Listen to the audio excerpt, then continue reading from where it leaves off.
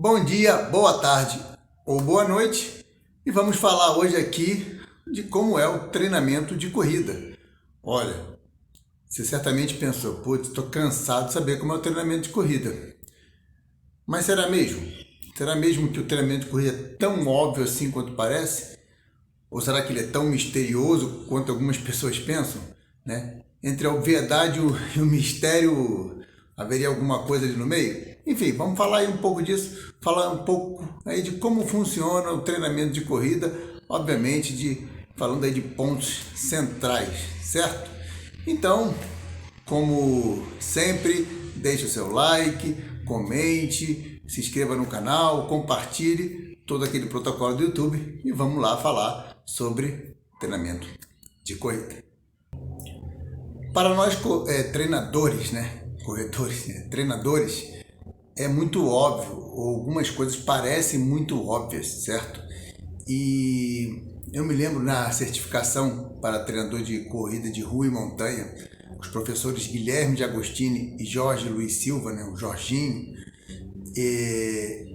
foi muito interessante que surgiu esse ponto. Éramos 36 a 40, eram 70 inscritos no curso, 70 treinadores e nas aulas ali ao vivo, mais ou menos 36 a 40 pessoas.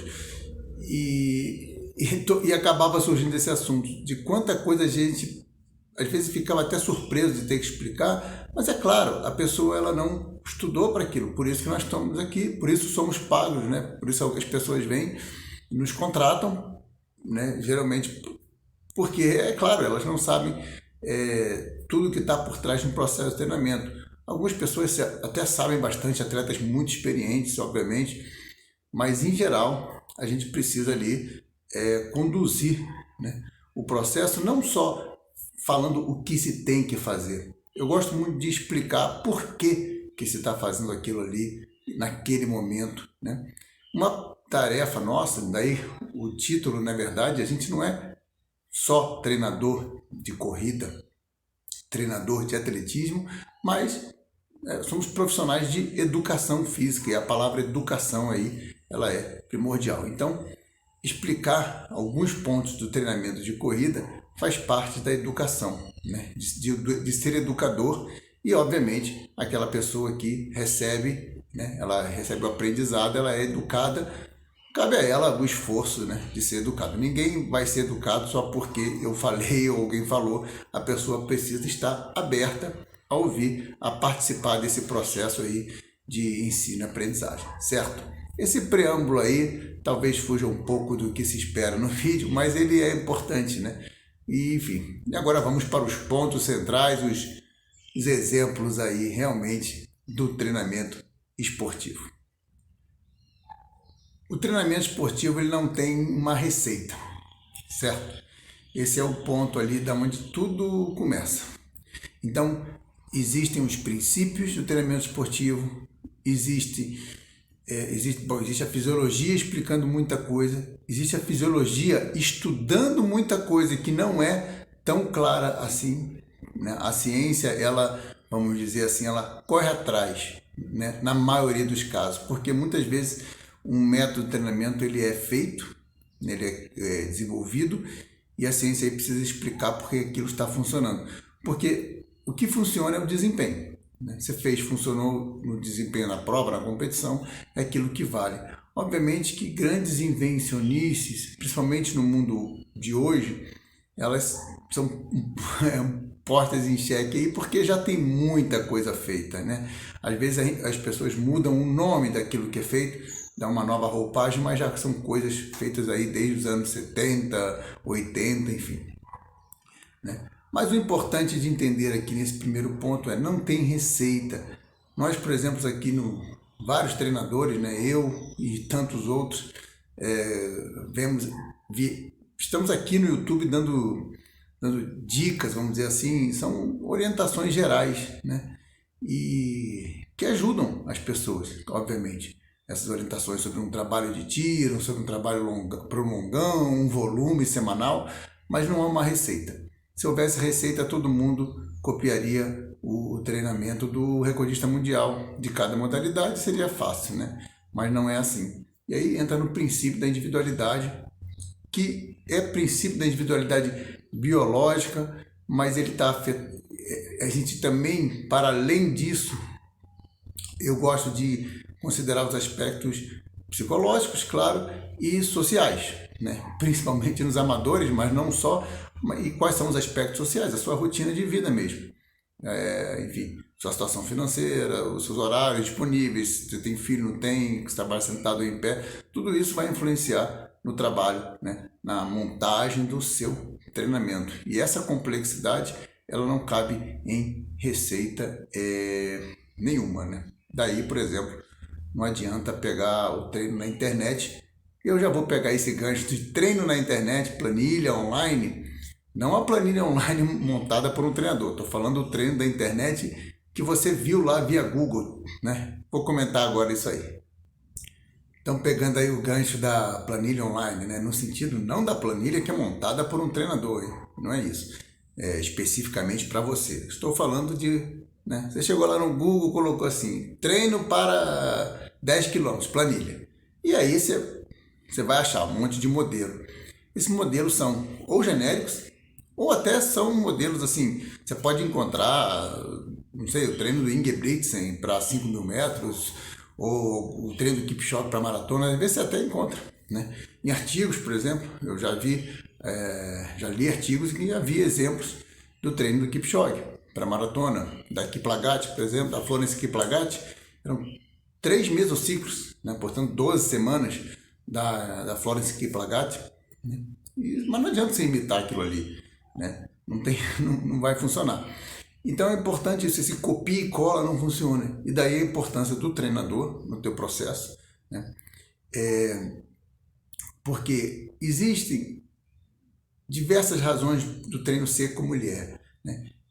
Além do princípio da individualidade, como eu falei anteriormente, depois haverá uma progressão, haverá uma periodização, em que não adianta então você pegar eu vi um treino legal, aí você, pronto, eu vi o outro treino legal, eu vi uma planilha maneira, cara, você está mudando de tipo de treino toda hora, você não tem uma linha, um direcionamento, né?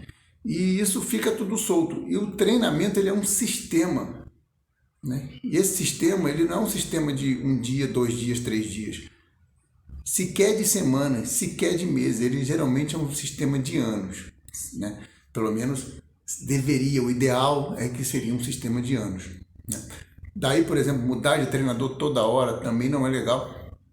Esse aí já daria até um vídeo, né? Mas mudar de treinador toda hora não é legal. Ficar repetindo a planilha. Eu outro dia, foi quando? Foi há 2 dias atrás. Um atleta me procurou e falou assim, olha, eu tô parado há um tempo aí, comecei a voltar a treinar agora. Eu tinha um treinador, mas não estou mais com ele. Eu estou repetindo as planilhas que ele fez.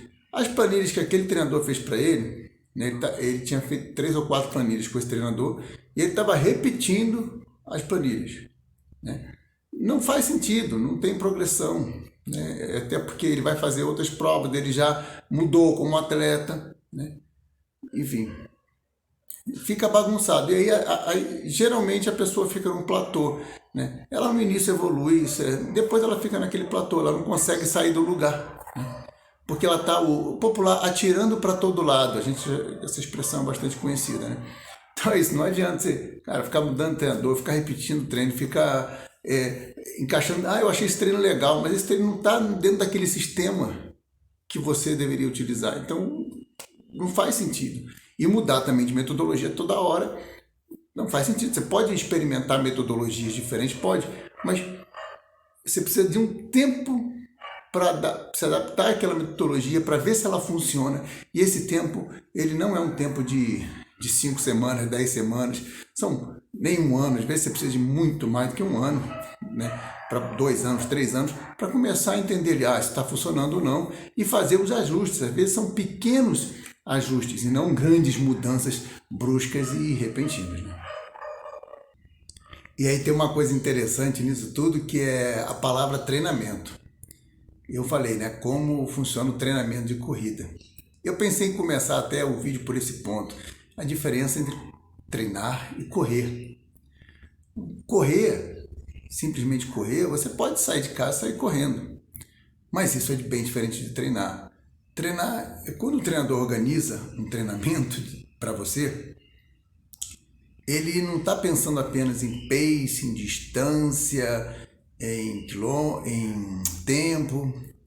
Ele está pensando numa série de coisas ali dentro da fisiologia. Ele está pensando, por exemplo, se ele vai desenvolver potência aeróbica, se ele vai trabalhar o VO2, se ele vai trabalhar limiar de lactato, se ele está pensando mais numa base aeróbica, se ele identificou em você um problema mais de força geral ou de força específica. Ele está vendo todos esses aspectos, né?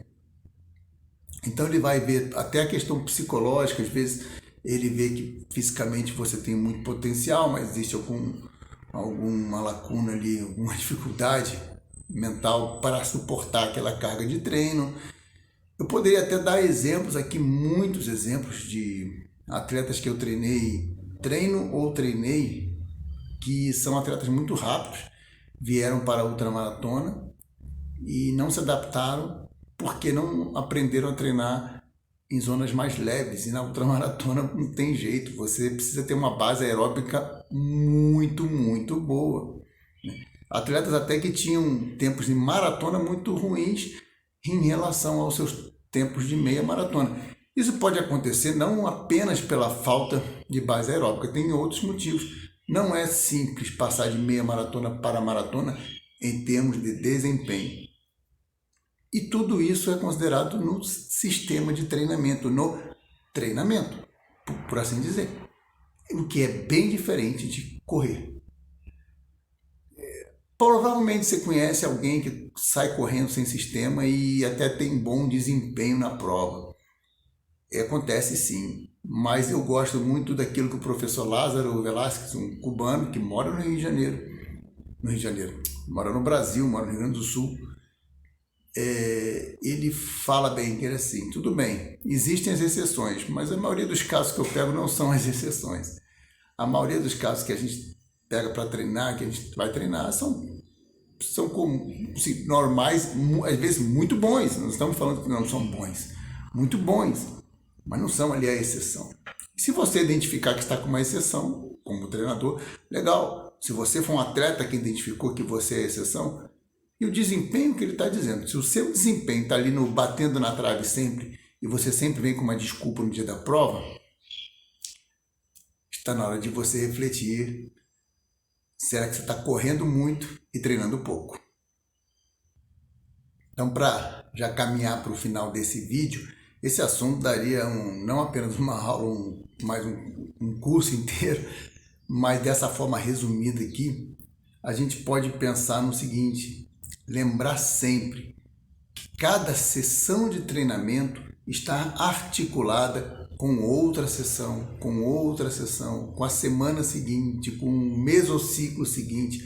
Mesociclo, tá bom, vamos falar em termos menos técnicos.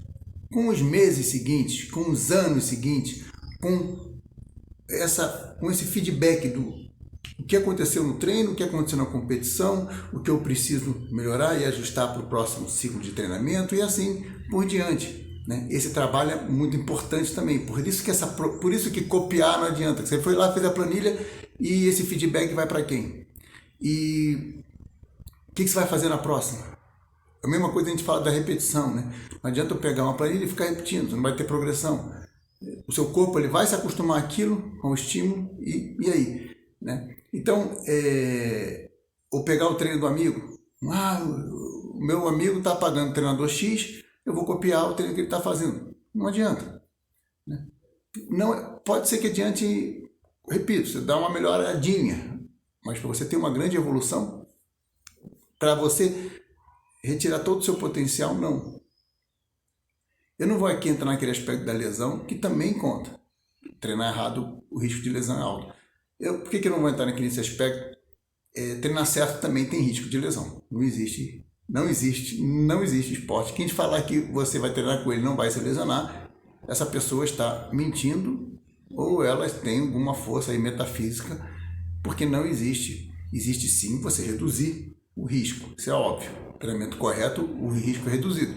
Mas existe o risco, tanto que os atletas profissionais que estão muito bem monitorados, na sua maioria dos casos, eles se lesionam. Até porque para você melhorar, você sempre tem que ir um pouco a mais, um pouco além. Você tem que forçar. Seu corpo tem que estar estressado, você tem que estressar o corpo. Mas esse jogo de estresse e recuperação, que todo treinador tem que dominar bem e que não todas as pessoas respondem da mesma forma. Por isso que o treinamento é personalizado. Por isso que o treinador cobra o que cobra. Alguns treinadores cobram mais, outros cobram menos. Beleza. Mas não dá para... eu concordo com Dario Guimarães, que é bastante conhecido no YouTube, atleta aí, treinador, ele desconfia muito da planilha de R$10, R$15, R$30, como é que pode isso? Tem alguma coisa errada. Não é simples o treinamento, ao mesmo tempo que ele não é misterioso. Ele exige conhecimento científico, técnico, por parte do treinador, exige um olhar clínico por parte do treinador, exige o comprometimento do atleta, exige uma paciência no processo, exige uma arte, que é essa arte que tem a ver com o olhar clínico, de o que está faltando para esse atleta, o que esse atleta precisa. E, repito, esse comprometimento do atleta e do treinador, obviamente, mas o trabalho contínuo, o trabalho constante. Nós vivemos uma época em que dizer que é constante já são 2 semanas, 3 semanas. Não! Constante são anos, não são nem meses. Anos. Certo? Fiz 3, 4, 6 meses, parei, voltei, fiz 3, 4... Você está sempre numa sanfona. Constância, evolução, exige anos. A nossa época é uma época da aceleração, uma época de o botão parece que resolve tudo, ou pelo menos um bom post no Instagram. Parece que resolve tudo. Mas se a gente olhar as coisas de frente, não resolve. Paciência, calma, enfim. O caminho do desenvolvimento é esse, tá certo? Fica aí dado o recado, um vídeo assim mais... Não sei nem se não me perdi, não fui muito digressivo aí, mas acredito que dê para extrair coisas interessantes, pelo menos para a gente debater, refletir sobre aí o tema do treinamento, tá certo? Então vamos lá. Como sempre, né? Bons treinos e forte abraço.